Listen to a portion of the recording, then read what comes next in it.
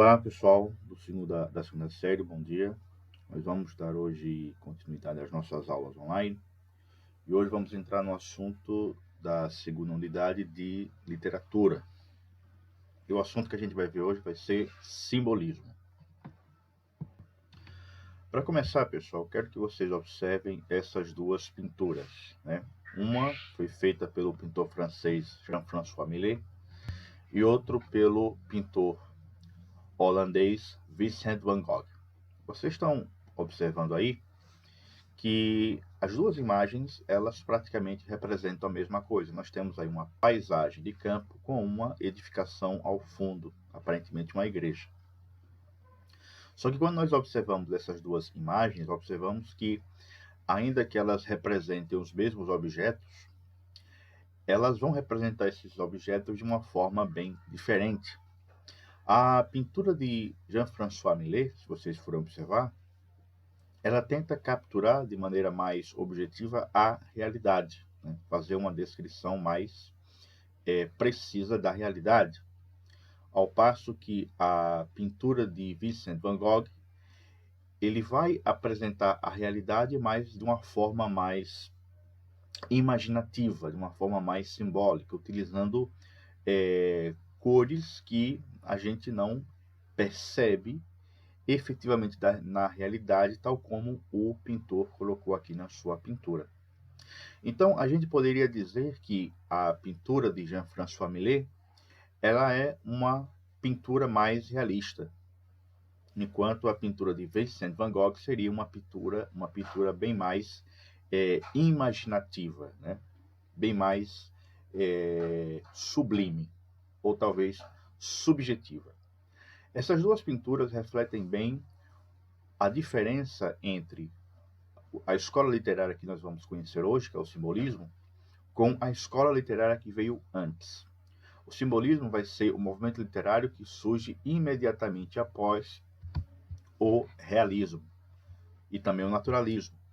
Como vocês devem se lembrar, o naturalismo e o realismo procuravam descrever a realidade de forma precisa, de forma objetiva. E, de certa maneira, essa pintura de François Millet reflete bem essa ideia de descrição objetiva da realidade. Então, essa pintura, a de Jean-François Millet, estaria encaixada como uma pintura realista, né? Na medida em que o artista tentou aprender a realidade de maneira precisa em sua obra. Já o trabalho de Vincent van Gogh não se encaixaria numa obra, numa vertente realista. Por quê? Porque a gente percebe claramente que o artista ele não tentou descrever a realidade de maneira precisa, de maneira objetiva. Ele descreve a realidade, mas usando elementos de sua imaginação. Portanto, a obra de Vincent van Gogh ela seria uma obra bem mais imaginativa que a obra do Jean-François Millet. Não que esse trabalho de Vincent van Gogh seja considerado um trabalho simbolista, ele vai se encaixar em outro tipo de arte, em outro tipo de estilo, mas a gente vai perceber na obra de Vincent van Gogh alguns elementos que nós percebemos no simbolismo. Então, de antemão, é importante a gente saber fazer essa diferenciação entre o realismo e o simbolismo. O realismo, ele tenta descrever a realidade de maneira objetiva, tal como ela se apresenta para nós. Ao passo que o simbolismo, ele vai descrever a realidade, mas de uma forma mais imaginativa, de uma forma mais íntima, ou seja, o poeta vai descrever a realidade, mas na forma como subjetivamente essa realidade lhe parece. Vamos agora então ter algumas noções gerais sobre o que foi o simbolismo. Bom, o simbolismo surge na França quando o Manifesto Simbolista de Jean Moreas foi publicado pelo jornal Le Figaro em 1886. Então, a publicação desse manifesto é o que vai marcar o início do simbolismo. Além disso, além desse manifesto, nós vamos perceber que um outro evento que também vai ensejar o início do simbolismo vai ser a publicação do livro As Flores do Mal, do poeta francês Charles Baudelaire. Então, após a publicação desse manifesto, em seguida Charles Baudelaire vai publicar sua coletânea de poemas, né, As Flores do Mal, e essa será a primeira obra simbolista da qual nós temos informação. No manifesto, Moreas se opõe ao pensamento lógico-racional que deu origem às teorias científicas da segunda metade do século XIX.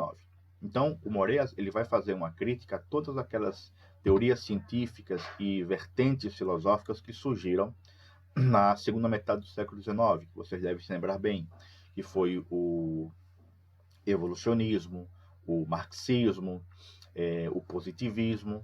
Então, todas essas correntes, todas essas doutrinas filosóficas e teorias científicas sugeriam uma interpretação mais lógica e racional do mundo, da realidade. E o Moreas vai se colocar contra essa perspectiva racional e lógica de compreensão da realidade. Diferentemente do realismo, que buscava fazer uma descrição objetiva de seu objeto, o simbolismo buscava a representação subjetiva da realidade, ou seja, um autor, né, realista, ele vai tentar descrever o objeto tal como ele lhe aparece, de forma precisa, de forma objetiva. Ele tenta, através de sua narrativa, fazer uma descrição precisa desse objeto que ele analisa. Já o autor simbolista, ele vai descrever a realidade, mas da forma como essa realidade lhe parece, ou seja, a sua perspectiva pessoal subjetiva dessa realidade que ele tenta descrever. A poesia simbolista buscava ser anti-intelectual, não racionalizada, composta por imagens, não por conceitos. Então, diferentemente do realismo, os simbolistas eles não procuravam fazer com que suas poesias, seus trabalhos literários, fossem algo para ser analisado de maneira racionalizada, ou seja, você vai analisar aquele poema e daquele poema você vai tirar a interpretação do que ele efetivamente quer dizer. Os autores simbolistas não vão trabalhar dessa forma. Eles vão construir uma forma de poesia onde eles vão usar muitas imagens. E essas imagens, imagens ou também podemos considerar imagens como símbolos. E essas imagens, esses símbolos, elas são descrições abertas. Não é como um conceito que tem uma definição bem determinada. Uma imagem, um símbolo, a sua interpretação ela é aberta. Então, é possível que você leia um poema simbolista e tenha uma interpretação, e outra pessoa leia o mesmo poema e tenha uma outra interpretação, e as duas interpretações são possíveis. Então, não é possível fazer uma análise racional de um poema simbolista, porque o autor não vai trabalhar com conceitos, ele vai trabalhar com imagens, com símbolos. O simbolismo dá origem às vanguardas do século XX. Então, após o simbolismo, a gente vai ver o surgimento das vanguardas que vão dar origem ao pré-modernismo e também ao modernismo, exemplo do surrealismo, do dadaísmo, entre outras vanguardas. Para o poeta simbolista, o símbolo, a imagem, servia como um meio de traduzir seu interior. Então, quando o poeta ele vai trabalhar com um símbolo, por meio daquele símbolo, por meio daquela imagem, ele vai tentar descrever o que havia em seu íntimo. Então, aqui é um outro detalhe do simbolismo. O autor simbolista, ele vai tentar, por meio da sua poesia, descrever aquilo que existe em seu interior. Então, o objeto de um autor simbolista não é necessariamente a realidade externa, mas sim aquilo que há dentro do homem, aquilo que há dentro da pessoa, aquilo que há dentro dele mesmo. Então, muitas vezes, um poema simbolista, ele tenta refletir aquilo que intimamente o autor está pensando, o autor está sentindo. Por não ser um conceito, um símbolo não define com precisão ou exatidão, mas é capaz de sugerir sensações e percepções de coisas que não podem ser definidas de forma exata. A vantagem do símbolo é que o símbolo é capaz de dar para nós uma noção, uma ideia de coisas que não são palpáveis, né? Por exemplo, se nós formos trabalhar a questão da paixão, o que seria a paixão, né? Se você for tentar dar uma explicação racionalista, você vai dizer, a paixão nada mais seria do que a reação química de algumas substâncias no cérebro, né? Isso seria uma explicação mais positivista, mais realista. Mas, e o indivíduo que sente a paixão, o que seria isso para ele? Então, uma definição racional, científica, não é capaz de explicar isso para nós, mas símbolos e imagens, sim. Os símbolos e as imagens vão ser capazes de dar para nós uma ideia de coisas que não podem ser explicadas de maneira efetivamente racional. O poema simbolista não possui uma interpretação única ou objetiva, que é aquilo que eu já falei. Uma pessoa pode ler um poema simbolista e ter uma interpretação, e uma outra pessoa vai ler o mesmo poema e ter uma outra interpretação, e as duas interpretações são possíveis. Então, ela é uma obra, o poema simbolista é uma obra aberta, diferentemente de uma obra realista ou naturalista, em que só é possível a gente ter uma única interpretação, porque o autor trabalhou de forma mais lógica, mais racional. Agora, em que contexto histórico foi que se deu o simbolismo? Né? Lembrando que o naturalismo e o realismo eles vão surgir na segunda metade do século XIX. Então, quando nós chegamos no simbolismo, nós já estamos no final do século XIX, certo? Então, o século XIX estava terminando e estava próximo do início do século XX. Houve também, nesse período, a crise das teorias científicas e doutrinas racionalistas que surgiram no início do século XIX. Então, essa crise das teorias científicas e doutrinas racionalistas, ela se deu no campo das artes, não em outros campos, né? Em outros campos, no campo da ciência propriamente dita, essas teorias estavam no seu auge.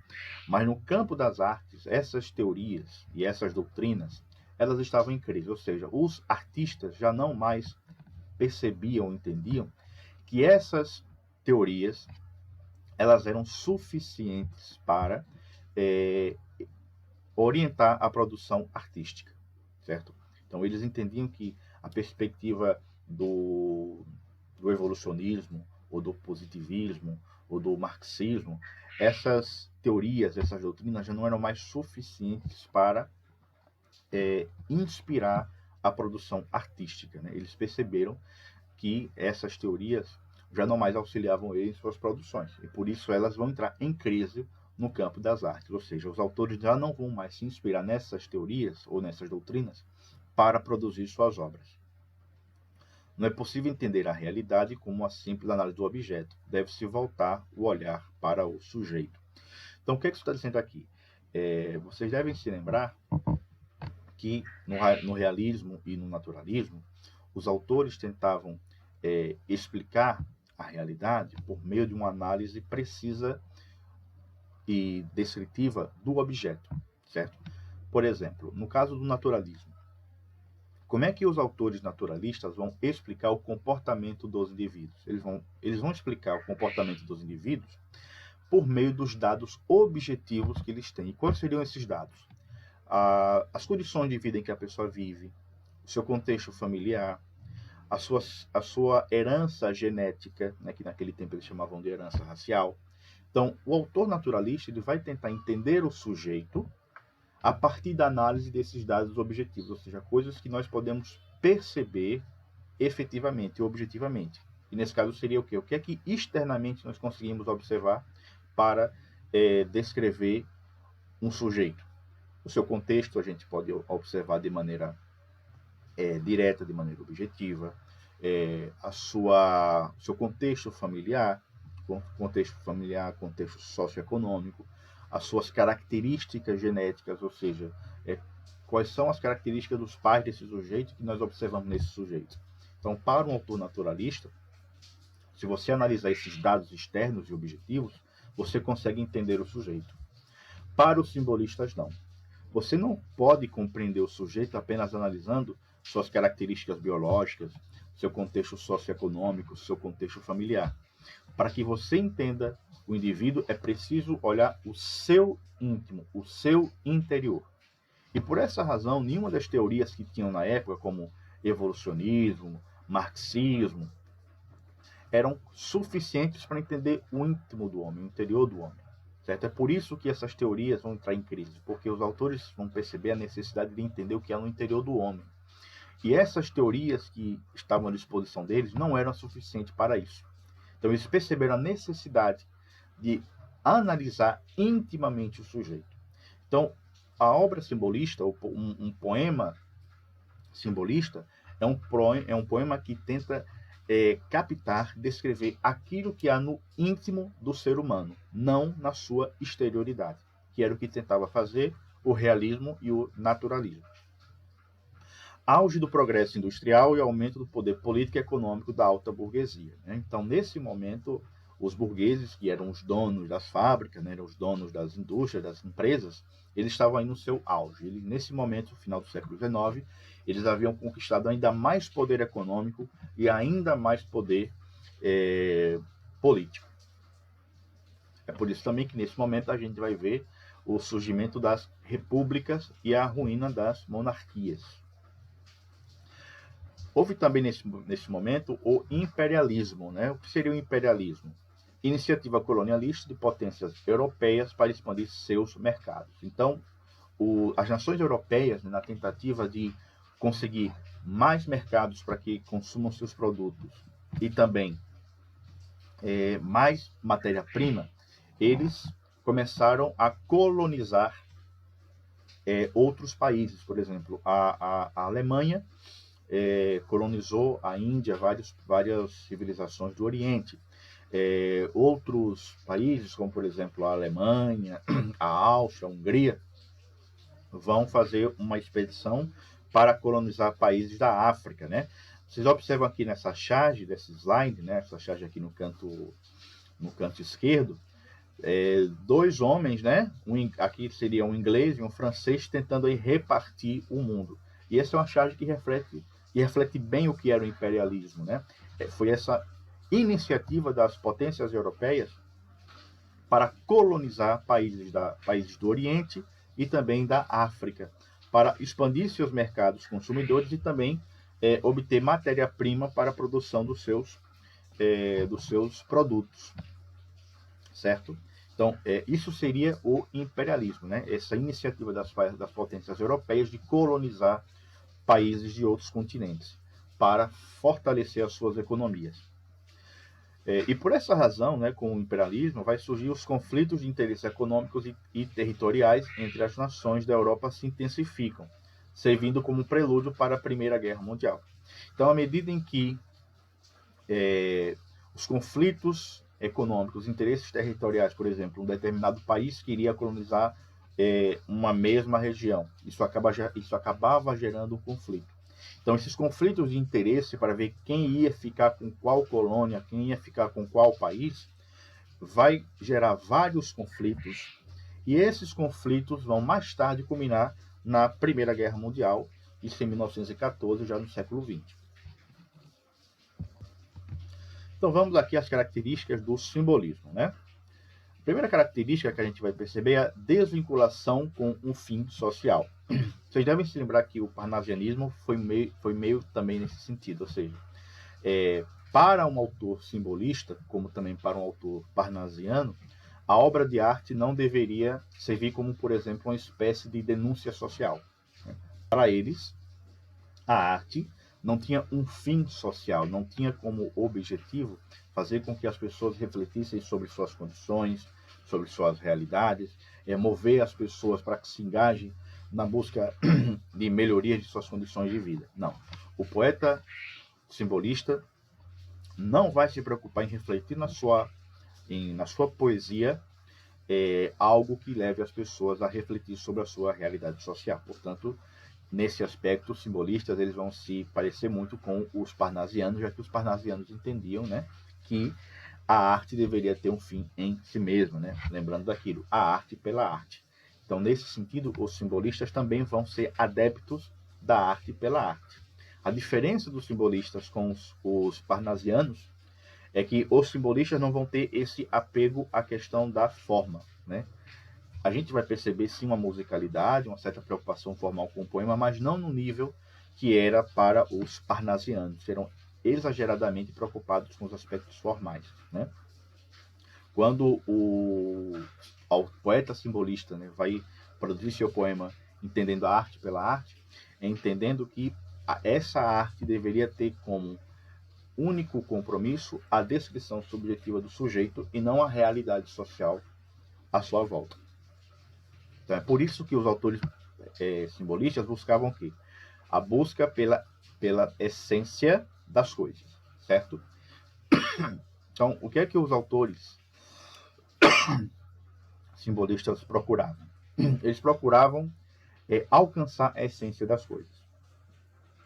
Era um procedimento diferente dos autores realistas e naturalistas, que estavam mais preocupados com a aparência, ou seja, como é que as coisas são da forma como elas se apresentam para nós. Um poeta simbolista ele vai estar interessado em saber o que é que há por dentro das coisas, nesse caso o homem. O que é que há por dentro do homem? Qual é o que é que há no interior do homem, no íntimo do homem, na sua subjetividade? É isso que os poemas simbolistas vão tentar alcançar, diferentemente dos autores realistas e naturalistas que vão se preocupar apenas com a aparência do objeto, ou seja, a sua exterioridade, né? O realista vai se preocupar com a exterioridade, o simbolista vai se preocupar com a interioridade, que há no íntimo, no âmago.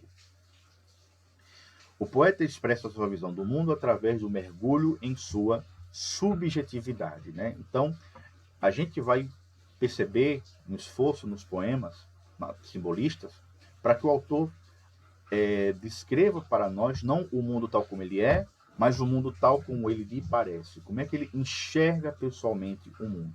Então, muitos autores simbolistas viam a atividade de produção poética como uma forma de descobrir aquilo que havia dentro deles mesmos.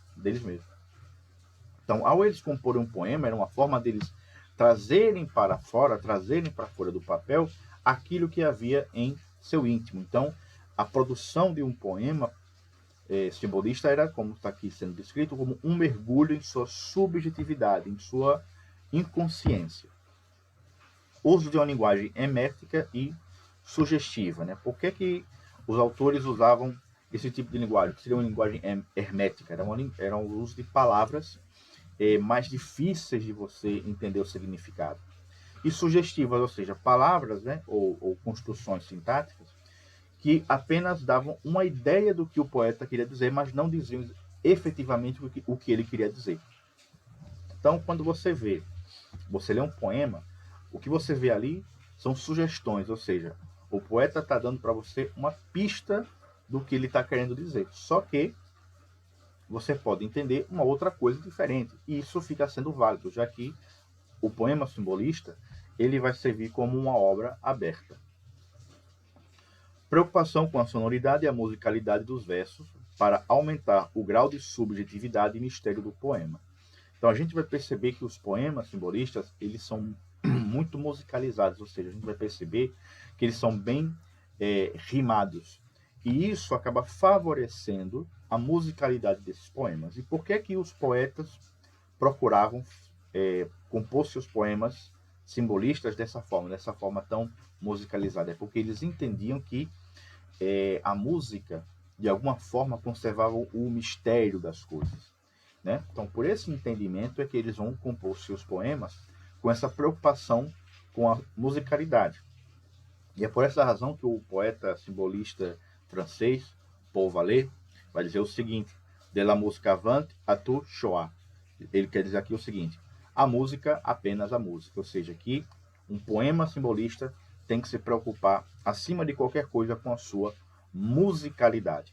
E vejam aqui a diferença dos simbolistas com os parnasianos. Né? Qual era a preocupação dos parnasianos? Com a forma. Qual é a preocupação dos simbolistas? Com a musicalidade. Busca pela pureza espiritual por meio da negação da matéria. Então aqui é um detalhe interessante sobre o simbolismo, que os simbolistas eles entendiam que apenas as coisas etéreas, espirituais, eram puras. Né? Eles viam, portanto, que a matéria era algo negativo. certo? A matéria era algo que causava dor, sofrimento, e a única coisa boa era aquilo que não era material, ou seja, aquilo que era espiritual.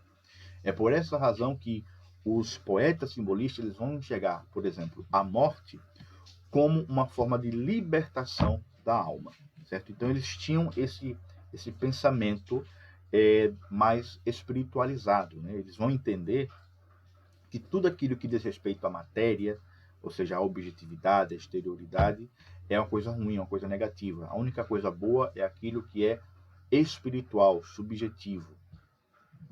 E por essa razão, eles vão perceber a morte, por exemplo, como a, o ato da alma se desprender do corpo e poder ser inteiramente livre. Porque eles entendem que enquanto a alma está presa à matéria, essa alma, ela não pode exercer a sua liberdade. Ela só vai exercer sua liberdade, ou seja, alcançar toda a sua plenitude, todo o seu potencial, quando ela se desvincula da matéria. É por isso que a gente vai perceber também um certo tom religioso nos poemas simbolistas. E outro detalhe é que objetos de cor branca são usados como símbolo que representam o desejo de desvencilhar a alma do corpo. Então aqui a gente está vendo como é que um poema simbolista vai trabalhar, por exemplo, a cor branca. Então quando a cor branca aparece no poema simbolista, o que é que essa cor branca representa? Ela representa a alma, né? E mais do que isso, ela representa essa separação da alma com o corpo. Então é muito comum a gente ver que os simbolistas eles vão trabalhar determinados elementos, né? E cada um desses elementos vão representar alguma coisa. Por exemplo, quando a gente vê um poema aparecer a palavra rio, a palavra ali rio, ela representa, não é um rio de verdade, ela serve ali como um símbolo, né? Geralmente vai significar o quê? A passagem das coisas. Um poema simbolista também pode trazer o símbolo de uma borboleta, e a borboleta representa o que? A metamorfose, a mudança, a transformação. Então, quando a gente lê um poema simbolista, é interessante a gente prestar atenção nos objetos que o autor coloca ali. Porque quando o autor coloca ali um determinado objeto, aquele objeto não necessariamente quer dizer aquilo que ordinariamente ele quer dizer. Ele serve como símbolo para outra coisa. Por exemplo, quando você vê no poema a cor branca, o autor não está falando de fato da cor branca. Ele está usando a cor branca como um símbolo, como uma imagem, uma representação da alma que se liberta do corpo. Então a gente vai ter a cor branca, o rio, a borboleta, entre outros elementos. Então, para a gente entender, né, ou tentar entender um poema simbolista, a gente tem que prestar atenção nos símbolos que o autor utiliza e qual sentido aqueles símbolos têm no poema em que ele foi usado. Vamos ver aqui então, pessoal, um exemplo de um poema simbolista do poeta brasileiro Cruz e Souza, que se chama, o nome do poema é Livre, e vamos tentar identificar nesse poema as características que nós vimos ainda há pouco. Vamos lá. Livre, ser livre da matéria escrava, arrancar os grilhões que nos flagelam, e livre penetrar nos dons que selam a alma e lhe emprestam toda a etérea lava. Livre da humana, da terrestre bava, dos corações daninhos que regalam, quando os nossos sentidos se rebelam contra a infâmia bifronte que deprava. Livre, bem livre para andar mais puro, mais junto à natureza e mais seguro do seu amor, de todas as justiças. Livre para sentir a natureza, para gozar na universal grandeza, fecundas e angelicais preguiças. Então, vejam só.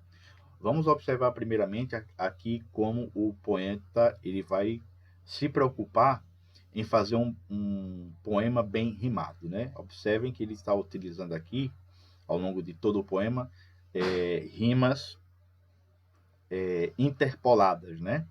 Você vê que escrava vai rimar com lava, flagelam vai rimar com selam, né? E isso esse esquema rítmico de rimas interpoladas vão ser observados até a conclusão do poema. Então a gente observa já essa preocupação com a musicalidade.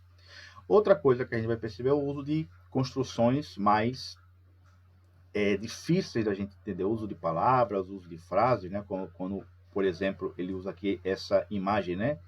Infâmia bifronte, né? O que seria uma infâmia bifronte, né? Aqui é um símbolo que o poeta usa querendo representar alguma coisa, né? No contexto do poema, a gente vai perceber que seria algo que oprime a alma, né? Uma infâmia, uma coisa negativa, uma coisa que, de alguma maneira, agride. E observem que ao longo de todo o poema, né, ele está falando aqui da liberdade. A liberdade é o tema desse poema. Mas em que consiste essa liberdade? A liberdade, como a gente vê aqui nesse poema, consiste no momento em que a alma ela se liberta da matéria, né? Porque ele vai perceber a matéria como algo que escraviza a alma. Então aqui a gente está vendo mais um elemento do simbolismo, que é essa ideia de libertação espiritual por meio do desvencilhamento da alma da matéria, certo? Aqui no Brasil nós tivemos pelo menos dois importantes autores que enveredaram pelo simbolismo. Os principais deles foram Cruz de Souza, que viveu entre 1861 e 1898, e Adolfo de Guimarães, que viveu entre 1870 e 1921. Então, pessoal, esse é o assunto de hoje. Eu vou deixar agora aberto para que vocês tirem suas dúvidas, caso elas estejam. E vamos dar continuidade à aula com a realização de algumas atividades sobre esse assunto.